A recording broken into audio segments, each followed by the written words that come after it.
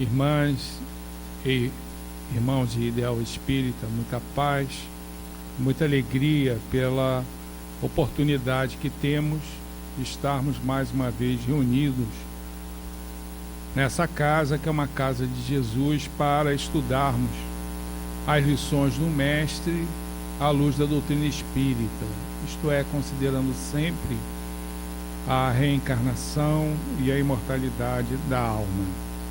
E gostaria de iniciar recordando uma passagem do apóstolo Paulo, até porque no boletim que recebi aqui do grupo, tem uma passagem que nos fala a recomendação de orarmos sempre. E Paulo, durante a sua segunda viagem missionária, ele teve a intenção primeira ou inicial de visitar as comunidades que ele fundara durante a primeira viagem missionária. Entretanto, quando ele chegou em Troade, ele recebeu a visita espiritual de um homem que lhe pediu para que ele fosse ajudar a Macedônia. Por essa razão, Paulo muda então os seus objetivos, faz uma viagem marítima e chega então na Macedônia, na Europa, iniciando assim a cristianização daquela região. Na Macedônia, Paulo fundou várias comunidades, em especial na cidade de Tessalônica.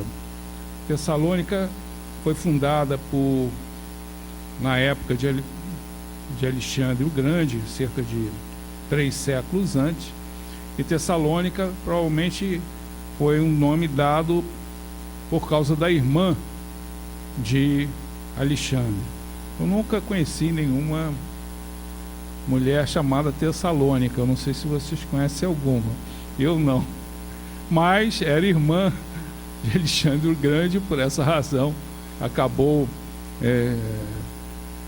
o seu nome sendo utilizado para a fundação dessa cidade, que foi bastante importante, uma cidade que era a capital da Macedônia. Lá Paulo acabou fundando um grupo que se desenvolveu com bastante prosperidade, embora com as suas dificuldades naturais. E ele escreveu 2 cartas simples e curtas, indicando assim que era uma comunidade bastante equilibrada. Nas comunidades mais problemáticas, ele tinha que escrever maiores recomendações. No caso dos Tessalonicenses, não. E na primeira carta aos Tessalonicenses, Paulo nos traz uma orientação magnífica, uma trilogia que nos leva muito à formação de hábitos e que certamente aqueles que procurarem transformar essa trilogia em hábitos comportamentais certamente vão perceber que as suas vidas irão mudar. Então Paulo nos ensinou que nós devemos nos alegrar sempre, orar incessantemente e render graças por tudo. É uma trilogia. Reparem que não são lições muito específicas ou lições mais transcendentais, como aquelas que foram trazidas por Jesus: perdoar o inimigo, amar o inimigo, perdoar 70 vezes, 7 vezes, tornar-se o servo de todos. São lições que nós ainda precisamos nos esforçar bastante para incorporarmos as atitudes emocionais. São lições para desenvolvermos os nossos hábitos. Os hábitos são bastante importantes nas nossas vidas. Sabemos que sem eles nós não poderíamos até realizar tudo aquilo que realizamos. Imaginem se nós tivéssemos que pensar em tudo aquilo que nós já fazemos naturalmente. Nós não teríamos capacidade cerebral para realizar isso. Então os hábitos são bastante importantes. E Paulo recomenda então que nós sejamos agradecidos a Deus por tudo aquilo que nos chega, até os males que são evitados. Quantos males nos são evitados na vida? Principalmente nós que estamos numa casa como essa, protegidos por essa ambiência espiritual, quantos males são evitados. Então, devemos agradecer, sermos agradecidos. A ciência tem identificado a importância do agradecimento, porque senão, normalmente, acabamos caindo no outro extremo, né? Que é da reclamação. São aquelas criaturas que reclamam por tudo, né? Se faz sol, reclama porque está quente, se chove porque está chovendo, enfim. E a reclamação realmente não faz bem. O que faz bem é o agradecimento. Vamos ser agradecidos, como Paulo falou. E a segunda recomendação, orar incessantemente. Nós sabemos a importância da oração, é como se fosse uma tomada que colocamos na energia elétrica, que nos liga à usina das altas esferas superiores que nos ajudam. Sempre teremos uma resposta para as nossas orações, quando feitas com sinceridade. Pode não ser aquela resposta que nós estamos pedindo, mas certamente é a resposta que nós estamos necessitando. Então a oração é fundamental. E Paulo fala incessantemente. Então cada um estabeleça aí o seu grau de entendimento a respeito do que significa incessantemente. Certamente não é apenas orar quando eu desperto, quando eu vou dormir, ou no centro espírita, oração de abertura, oração de encerramento. Nós temos que orar incessantemente. E com isso, certamente vai começar a brotar aquela alegria que Paulo recomendou. Alegrai-vos sempre. O sempre nos informa de que a alegria que Paulo menciona é uma alegria independente das situações que estão à nossa volta. Nós normalmente somos alegres de acordo com as situações que nos circundam. É uma alegria, aquelas que nós vivenciamos, uma alegria dependente. É importante, claro, vamos ficar alegres com aquelas coisas boas que nos acontecem. Mas Paulo nos falava de outra coisa, uma alegria independente daquilo que está à nossa volta. Então, vamos guardar as lições do apóstolo e que todos possam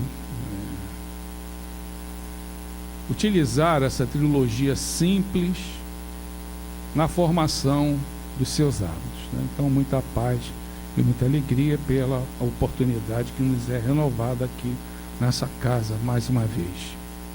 E gostaríamos de iniciar os nossos comentários lembrando a passagem de Jesus aqui na terra, na sua última semana, aquela semana difícil, que acabou culminando na sexta-feira com a sua crucificação.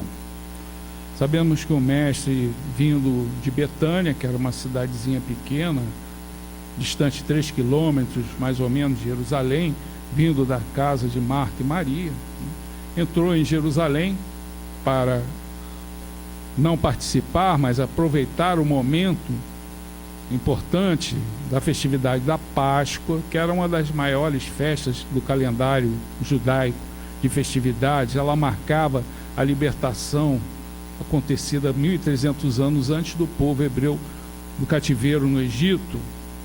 Então já haviam quase transcorrido 1.300 Páscoas, e Jerusalém recebia um grande número de pessoas que vinham de toda a Palestina. Até os romanos que trabalhavam destacados a serviço do império também para lá corriam durante essa festividade.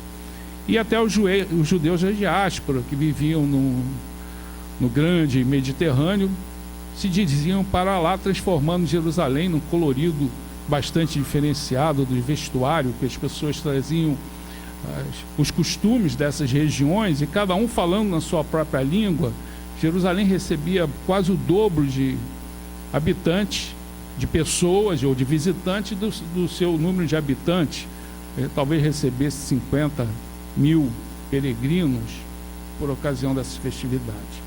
E sabemos que Jesus entrou em Jerusalém sob o palco de intensa alegria, talvez e certamente motivado pela recente ressurreição de Lázaro. E isso trouxe evidentemente uma alegria, um ânimo grande para os discípulos e para aqueles que seguiam o mestre. E esse ânimo evidentemente foi anotado pelos dirigentes religiosos do Sinédrio, que após a ressurreição de Lázaro, se reuniram num pequeno conselho e decretaram assim a sentença de morte de Jesus, o que acabaria acontecendo na sexta-feira. Ele entrou no domingo e essa semana foi uma semana bastante intensa, de grandes ensinamentos. Basta nós lermos os evangelhos. Jesus normalmente ficava dentro do templo, ensinando, e ao final do dia retornava então para a casa de Marta e Maria, em Betânia, que ficava, como lhes falei, uma distância bastante curta, cerca de 3 quilômetros. É interessante que na segunda-feira aconteceu um fato que trouxe bastante repercussão, que foi que enquanto Jesus falava no templo, as vozes do céu se manifestaram. E aquilo foi bastante impactante, como acontecera já antes, quando Jesus fora batizado por João Batista, quando as vozes do céu também se manifestaram. Nessa segunda-feira, em Jerusalém, dentro das instalações do templo, essas vozes também voltaram a se manifestar. E isso trouxe uma repercussão muito grande em Jerusalém. Imagine a quantidade de peregrinos, de pessoas, e aquele homem falando, e de repente as vozes do céu se manifestam. E isso chegou, evidentemente, aos ouvidos daquelas autoridades do Sinédrio, que ficaram ainda mais preocupadas. Tanto que, na terça-feira seguinte, que foi talvez o dia mais longo que Jesus vivenciou, o evangelista Marcos, ele, para essa terça-feira, ele dedica 3 capítulos, só para vocês terem uma ideia da dimensão dessa terça-feira. Claro que o dia mais sofrido e doloroso foi a sexta-feira, mas estou falando no aspecto de ensinamento, né? E essa terça-feira foi para Jesus o seu dia mais longo. E quando ele chega logo pela manhã, no templo, já se encontra lá uma delegação de dirigentes do Sinédrio, talvez até com seu sumo sacerdote, esperando a Jesus. Porque eles queriam questioná-lo com que autoridade ele estava fazendo aquilo, isto é, as vozes do céu se manifestarem junto a ele. Isso foi na terça-feira da manhã, assim que ele vindo da casa de Marta e Maria, foi para o templo, lá estavam aquelas autoridades. Só que nesse momento, Jesus não tinha tempo para ficar em discussões ou gastando seu tempo junto àquelas autoridades que estavam ali mais para perturbar, estavam evidentemente com inveja daquela situação toda. E o mestre resolveu então responder da seguinte maneira: olha, eu responderei a essa pergunta se vocês responderem a minha pergunta. Eles não esperavam essa resposta de Jesus. E Jesus formulou então a sua pergunta para aquelas autoridades. O batismo de João era dos homens ou de Deus? E aí houve um silêncio, né? E aí eles procuraram chamar os universitários, enfim, se reuniram para ver que resposta eles iam dar. Mas eles ficaram numa situação difícil, porque se eles falassem que João Batista, o batismo de João Batista era de Deus, por que então ele tinha sido degolado por Herodes Antipas meses antes? Sabemos que João Batista ficou 9 meses preso na fortaleza de Maqueronte e acabou sendo degolado. Então por que, se o batismo era de Deus, isso aconteceu? E se eles falassem que o batismo de Deus, ou o batismo de João era dos homens, né? De Deus não poderia ser, né? Porque ficaria uma situação difícil, ele foi degolado. E se o batismo era dos homens, eles tinham medo da reação daquele povo de Jerusalém, porque as vozes proféticas no povo judeu havia sido calada por quase 400 anos, e quando João chegou, começou a pregar, nós sabemos que ele é o Elias reencarnado, começou a trazer a sua pregação, muitas pessoas começaram a segui-lo. Ele era reverenciado. Até Herodes Antipas também gostava de João, de certa maneira, tanto que ele acabou morto só depois de 9 meses, né? E aí eles tiveram que passar pela vergonha de falar para Jesus que eles não sabiam a resposta. Uma vergonha bastante grande para aquelas criaturas que eram inchadas na sua vaidade, né? E aí Jesus também falou o seguinte: bem, se vocês não vão responder a minha pergunta, eu também não vou responder a de vocês. E entrou para dentro do templo. Isso trouxe uma repercussão grande. Aquelas pessoas do povo mais simples, acostumadas a ver aquele autoritarismo, aquela ortodoxia religiosa, ficaram espantadas.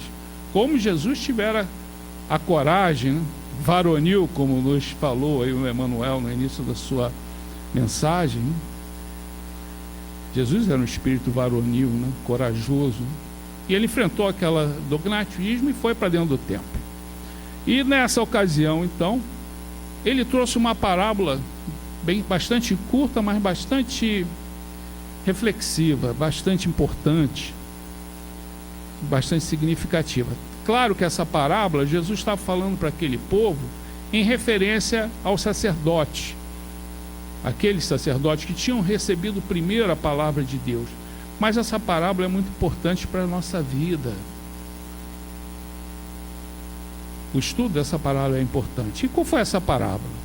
Jesus falou o seguinte: um homem, um senhor, que tinha uma vinha, tinha 2 filhos.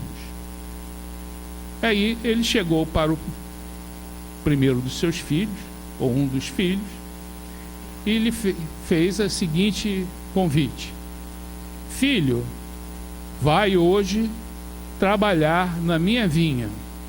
Isso é a parábola que Jesus estava contando então para aquelas criaturas no templo. E o filho falou então para o pai: sim, pai, eu vou. Mas não foi.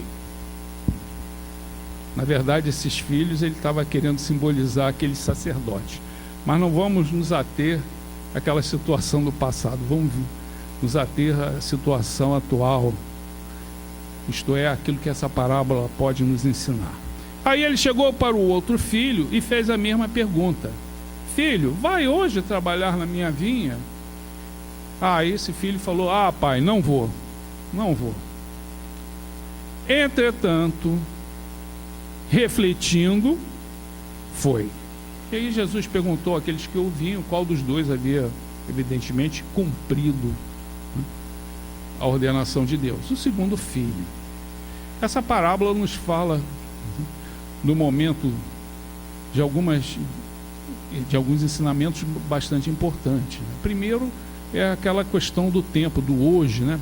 Filho, vai hoje trabalhar na minha vinha. Hoje, atualmente, essa questão do hoje está muito significativa. As pessoas exaltam bastante você viver o presente momento, né? Aliás, o tempo foi muito bem dividido por Santo Agostinho. Santo Agostinho falava que o tempo ele é dividido em 3, em 3 fases ou 3 partes. Você tem o presente e passado, isto é, a parcela do passado que tem influência no presente. Presente e o presente futuro é aquela parcela do presente que eu estou vendo o futuro. Entretanto, tem pessoas que vivem só no presente passado, mas se transformam que nem a mulher de Ló, né, numa pedra de sal. E aqueles que olham apenas o passado são aquelas criaturas que estão muito suscetíveis às angústias, né? E tem aquela criatura que não vive o presente e fica apenas no presente futuro, olhando só o futuro. Aí se transforma em pessoas ansiosas, surge ansiedade. Nós precisamos ter o presente, viver o presente. E evidentemente que esse hoje, como os filhos nos mostraram, cada um tem o seu hoje, cada um tem o seu momento. Quando nós conseguimos entender isso, nós conseguimos viver melhor, porque cada um está numa posição na escala evolutiva. Não adianta querer você empurrar aquele que está num determinado degrau. Cada um tem um entendimento, cada um tem a sua compreensão. Um outro aspecto importante dessa parábola é que cada um também tem a sua vinha, né? Cada um tem a sua família, cada um tem seus relacionamentos, cada um tem sua vinha, sua gleba a trabalhar, né? E nós temos que cuidar da nossa vinha, não adianta ficar olhando a vinha do vizinho. Cada um é responsável pela sua vinha. Mas o que eu mais gosto dessa parábola é o segundo filho, que falou para o pai que não ia, mas ele fez uma reflexão, refletindo, ele foi. E nós sabemos que doutrina espírita é basicamente reflexão. Se nós não fizermos as nossas reflexões das lições que estudamos aqui, nós não vamos conseguir transformar essas lições do nosso intelecto para o nosso comportamento. Nós precisamos transformar essas lições de uma visão intelectual para uma visão comportamental, emocional. Mas para isso é necessário fazer as reflexões. Doutrina espírita é basicamente reflexão. E dentro dessa visão, nós vamos, como se fosse um vídeo, né, dessa semana, nós vamos avançar, né? Nós estamos na terça-feira, Jesus trouxe uma série de ensinamentos, né? Na terça foi o dia de maior número de ensinamentos, na quarta, na quinta foi um dia mais de descanso, mas teve a famosa ceia pascal, na quinta-feira à noite, mas sabemos que nessa quinta-feira à noite se deflagra então aquele pano macabro que acabou culminando com a sua crucificação no dia seguinte. E nessa sexta-feira, ocasião em que Jesus foi crucificado, ele passou evidentemente por uma série de questionamentos, foi interrogado na casa de Anás, que era o antigo sumo sacerdote, depois passou pela palácio de Caifás, passou pelo conselho do Sinédrio, e aí eles estabeleceram uma sentença de morte. Mas eles precisavam ou necessitavam da autorização romana, e essa autorização romana seria dada por Pôncio Pilatos, que era o procurador romano, o prefeito romano para a Judéia. Pôncio Pilatos também se encontrava em Jerusalém. Não que ele gostasse, ele não vivia lá, uma região muito árida, com deserto, né? Ele preferia ficar normalmente na cidade de Cesareia Marítima, né? Melhor você ficar em Búzios que em Brasília, mais ou menos isso, né? Então ele ficava lá em Cesareia Marítima e nesses grandes acontecimentos, então ele se deslocava e retornava até Jerusalém.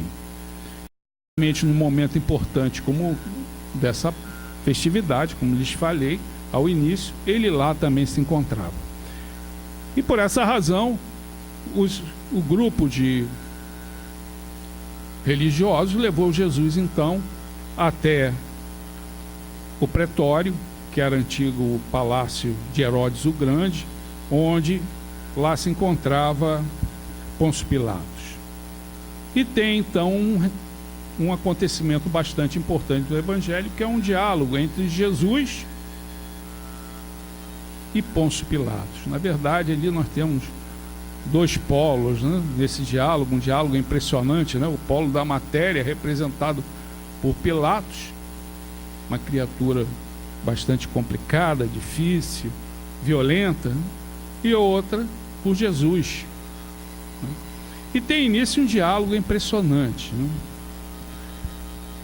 Segundo os evangelistas, né, principalmente João, Pilatos chega para Jesus e faz logo uma pergunta para o mestre, até considerando as acusações que haviam sido trazidas por aqueles sacerdotes, que Jesus se dizia rei dos judeus.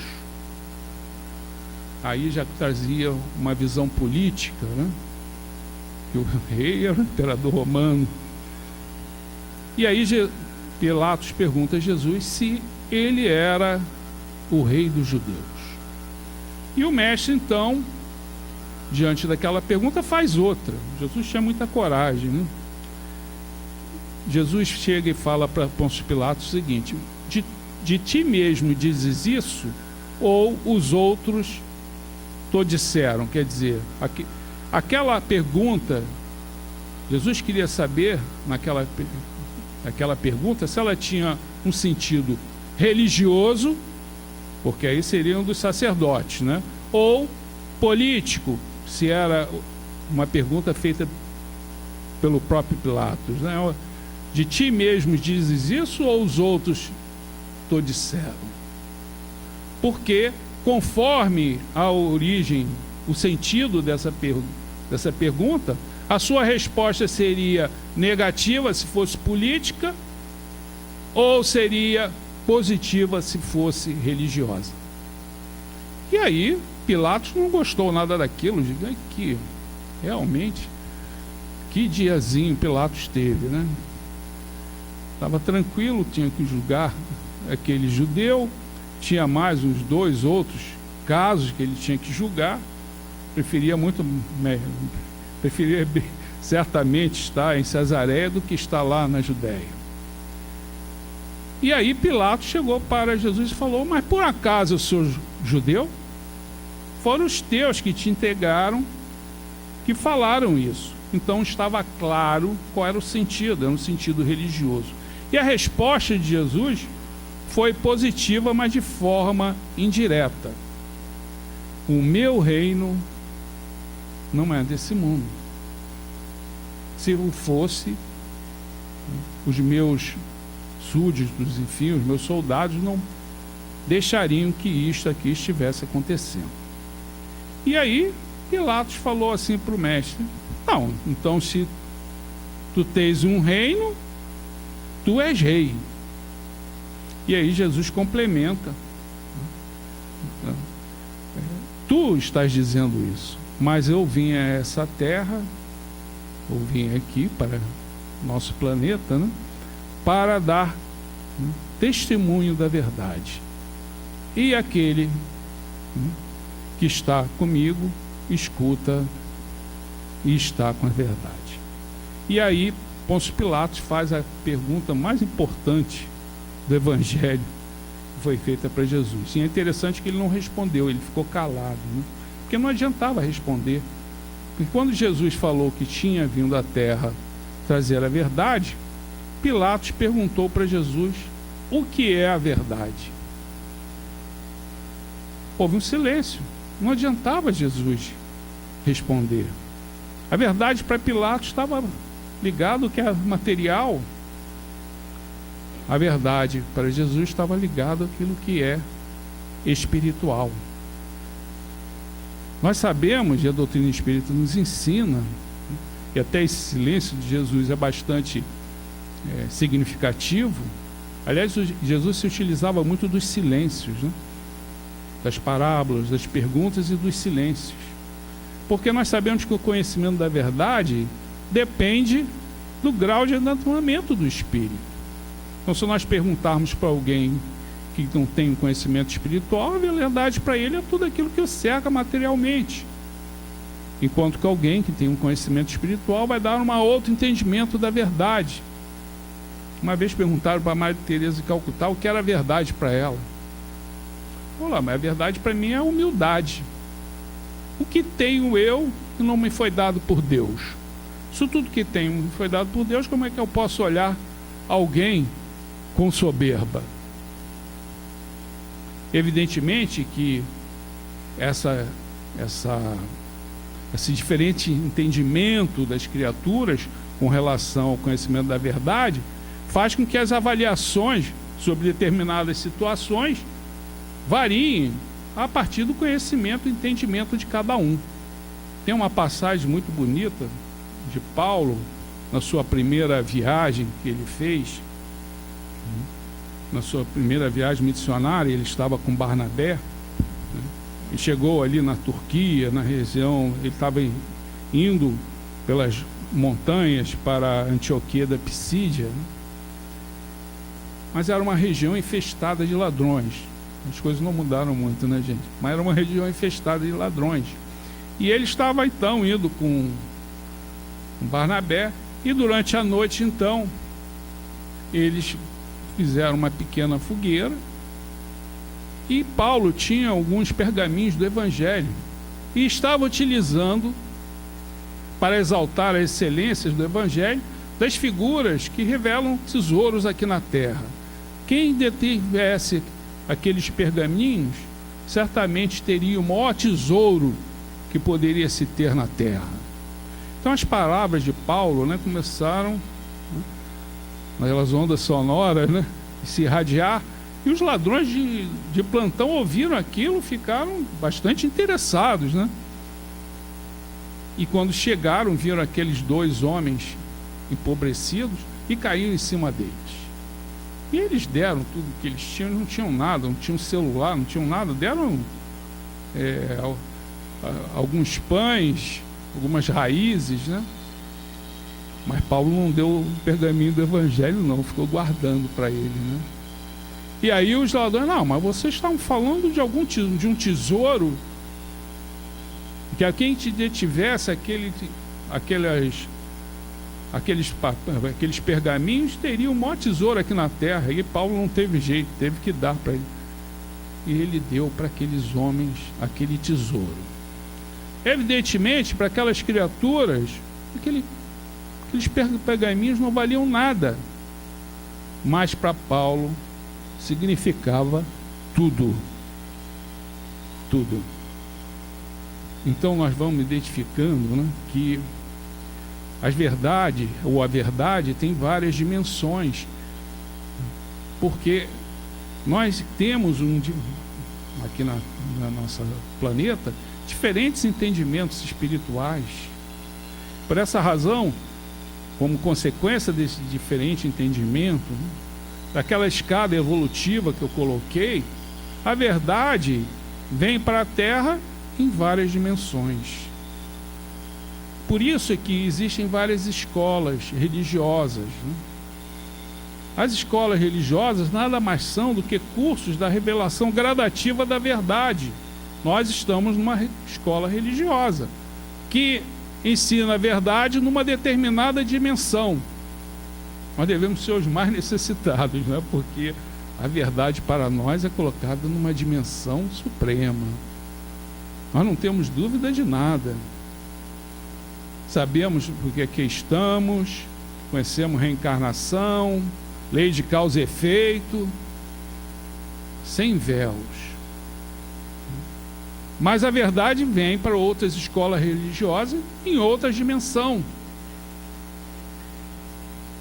Então a verdade veio ao longo do tempo, como lhes falei, em várias dimensões. A verdade é Deus, e a verdade são as leis de Deus. Sabemos que essas leis de Deus vieram numa primeira dimensão trazida por Moisés, nos 10 mandamentos, do Decálogo, famoso Decálogo. Evidentemente que quando surge na humanidade uma ação como essa, ela teve a lhe preceder várias outras iniciativas, né? Existiam já outros códigos de leis quando Moisés apresentou à humanidade os 10 mandamentos. Teve o Código de Hammurabi, que foi descoberto por volta aí de 1901, com 282 leis. É um código interessante porque ele foi escrito numa pedra com mais ou menos 2,20 metros de altura, com uma base de 1,90 m, com mais ou menos uma circunferência, em cima 1,50 m, e lá está escrito em caracteres cuneiformes, né, essas leis de Hammurabi. No livro dos mortos também existe ali os 10 mandamentos de uma forma interrogativa, né? Quando os espíritos desencarnavam, passavam pela sala de justiça, aí você tinha que pesar a alma da criatura. Isso é no livro dos mortos dos egípcios. E nós sabemos que os hebreus ou os judeus viveram no Egito por vários e vários anos. E é interessante que a alma era questionada de uma forma negativa dos 10 mandamentos. Por exemplo, a pergunta era a seguinte, né? Tinham 42 juízes que perguntavam: você não matou?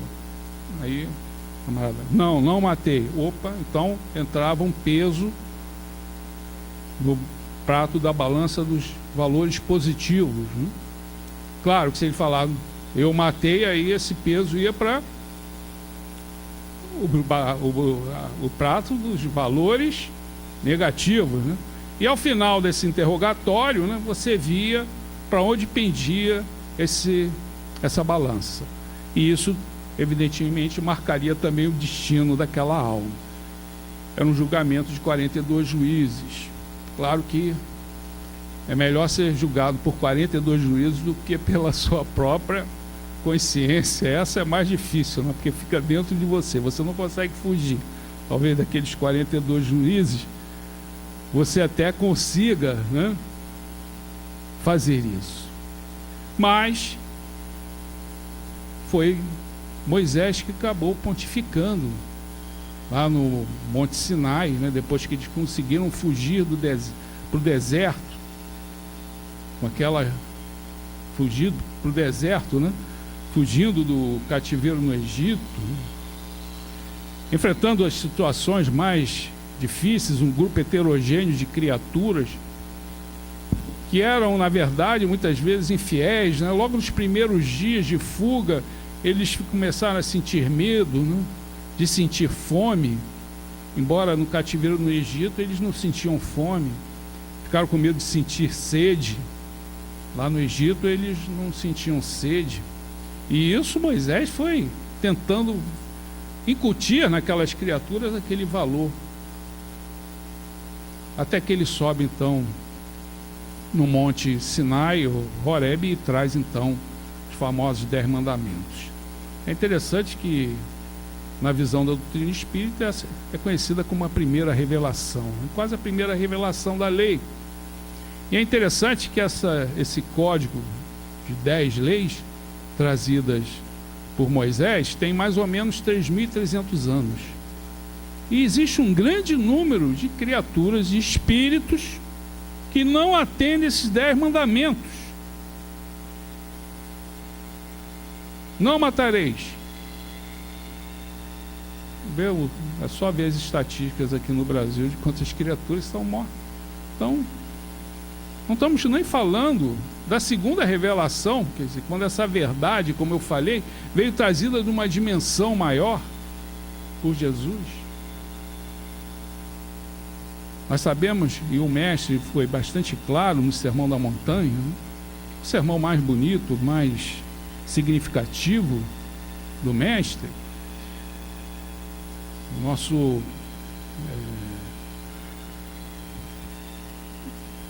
grande hindu, né, que foi Gandhi, ele gostava muito do Sermão da Montanha.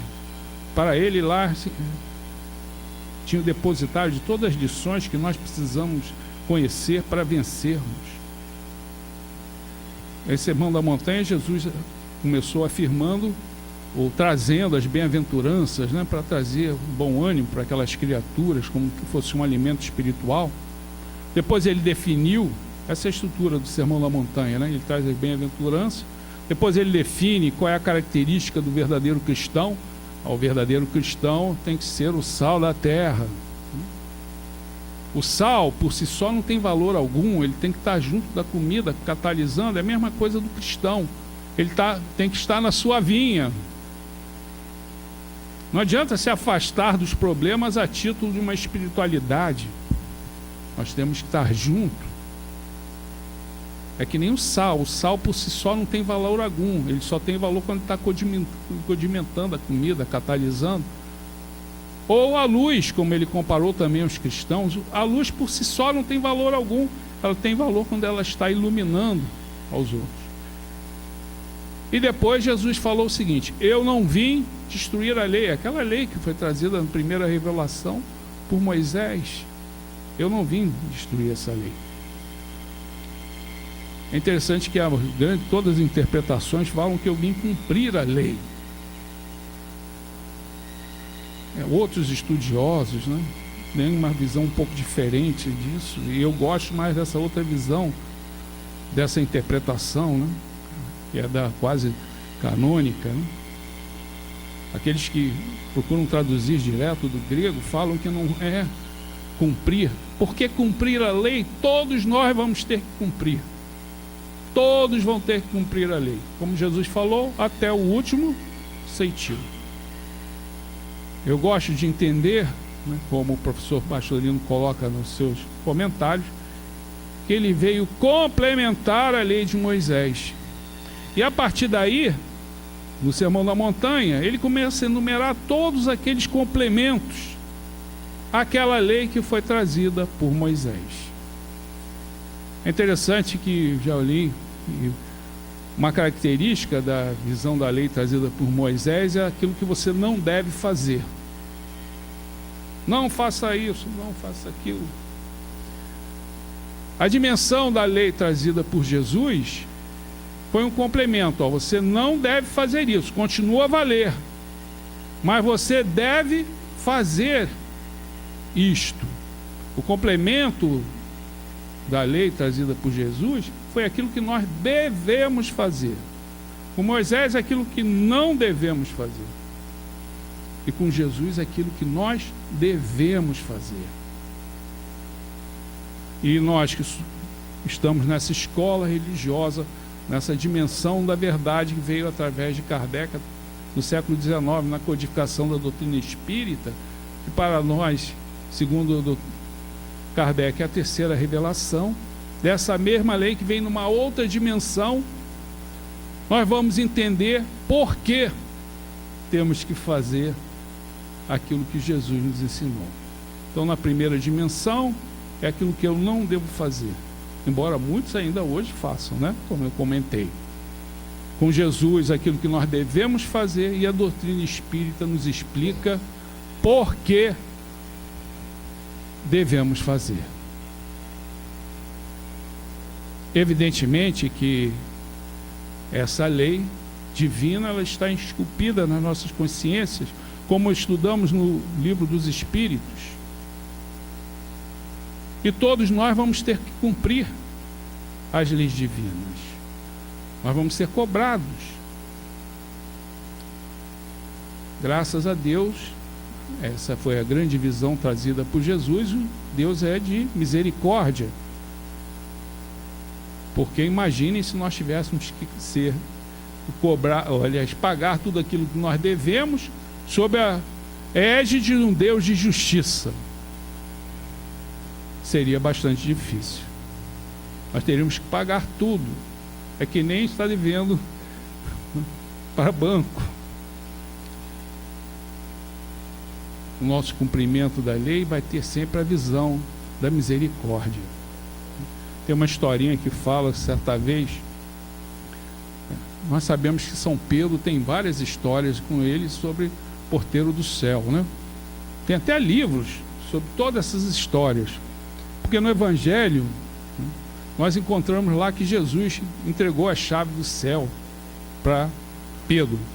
Na verdade, na antiguidade, quando você dava a chave para alguém, você queria significar hierarquia, posição.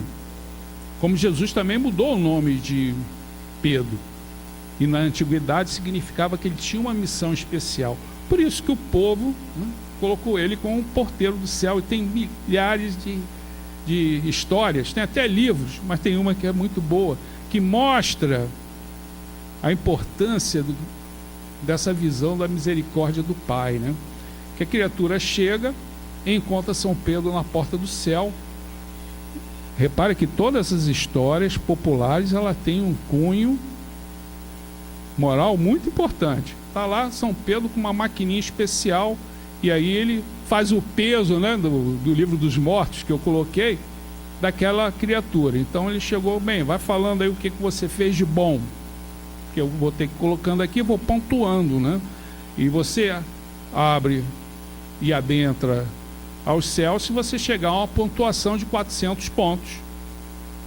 Então vai lá, vai pensando o que você fez, né? Vai lá no seu arquivo do perispírito, né, e tenta colocar para fora aquilo que você fez.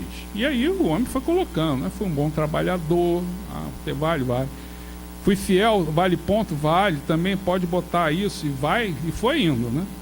E você ajudou alguém, isso é importante, tem um fator multiplicativo, bastante importante. Você ajuda aqui, tem um fator multiplicativo. E assim ele foi relatando tudo. Só que quando chegou ao final, 350 pontos. E aí São Pedro, pensa bem aí, vasculhe o perispírito, vê se você acha mais alguma coisa. Porque você não conseguiu chegar aos 400 pontos. O homem procurou, não, eu não tenho nada. E aí, São Pedro chegou para ele e falou o seguinte: você quer falar alguma coisa? E aí o homem falou assim: eu quero sim. Eu quero me valer da misericórdia de Deus. E aí São Pedro foi e abriu as portas para esse homem, mostrando que Deus nos ama não por aquilo que nós somos. Ele não nos ama pelo aquilo que nós somos.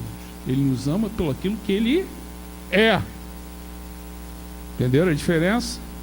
Perceberam? Ele nos ama pelo aquilo que Ele é. É o Deus de amor. Claro que nós vamos ser cobrados, vamos ter que pagar tudo aquilo que nós devemos, mas o Deus é de misericórdia. Nós sabemos que nós temos essas leis divinas nas nossas consciências. Evidentemente, sempre que nós infringimos, né, essas leis que estão esculpidas na nossa consciência, surgem as culpas. As culpas, todos nós as temos. Quem não as tem? Recordem-se que Jesus, no caso da mulher que fora pega em adultério, falou: quem está isento de culpa pode tacar a primeira pedra. Foi todo mundo embora, porque todos nós temos as nossas culpas. A culpa é inerente assim, ao desenvolvimento humano, porque na verdade a culpa é como se fosse um alerta, um sinal, um apito, um grito, e evidentemente que ela é importante para o relacionamento das criaturas. O problema é que junto com a culpa vem algo que é muito problemático, que é o sentimento de culpa. Culpa é uma coisa objetiva, sentimento de culpa é outra coisa subjetiva, e às vezes isso pode se tornar um peso muito grande na criatura. A criatura fica sobrecarregada com aquele sentimento de culpa, gerando todos os problemas psíquicos que nós vivenciamos. O cerne de tudo está lá, o sentimento de culpa. Quando nós estamos infringindo as leis de Deus, aí surge sentimento de culpa. Esses grandes psicanalistas, né, como Freud, foi o primeiro a identificar, a estudar, se debruçar sobre esse fenômeno do sentimento de culpa e os seus impactos, né, comportamentais. Adler, que o seguiu, também estudou. Para Adler, a culpa era gerada pelo complexo de inferioridade da criatura. Carl Jung falava que a culpa estava muito relacionada à aceitação da criatura como ela é, mas de qualquer maneira a psicanálise tem procurado estudar muito a questão da culpa. A culpa em si não é ruim, porque no momento que você consegue até aceitar, tem uma valiosa ajuda emocional para você dirimir os problemas que geraram. Você precisa fazer uma avaliação daquela situação, do que aconteceu, identificar as condições, até identificar as sombras que prevaleciam em você quando isso aconteceu. E evidentemente, após fazer essa avaliação, você vem e se arrepende. Como nos falou Emmanuel no início, na abertura, né? Na página de abertura, vem o arrependimento. Mas o arrependimento é, em si, um momento de transição. Então, não é saudável a criatura ficar nesse momento de transição, de mudança. É um momento de mudança. Se você ficar só no arrependimento, aí você vai ficar com remorso e não sai do lugar. E é um momento de transição. É necessário você sair desse loop do arrependimento. E você sai Evidentemente, através do auto-perdão e da reparação. No momento que você faz isso, você sai desse loop do arrependimento e transforma a culpa em experiência. A Joana de Anjos fala que um dia, né, a culpa vai sair dos nossos dicionários, porque nós vamos estar transformando as culpas em experiências no nosso caminho evolutivo. Então, serão essas reflexões que eu estou trazendo para vocês acerca do nosso tema, que vocês também possam fazer essas reflexões, cada um per si, porque, como eu lhes falei, não adianta aqui nós ficarmos sentados se não refletirmos sobre essas lições, fazermos as nossas próprias meditações, reflexões, que são bastante importantes, e assim nós vamos conseguir transformar esse conhecimento intelectual que nós recebemos aqui num conhecimento emocional. Então, muita paz a todos, que Jesus permaneça com todos.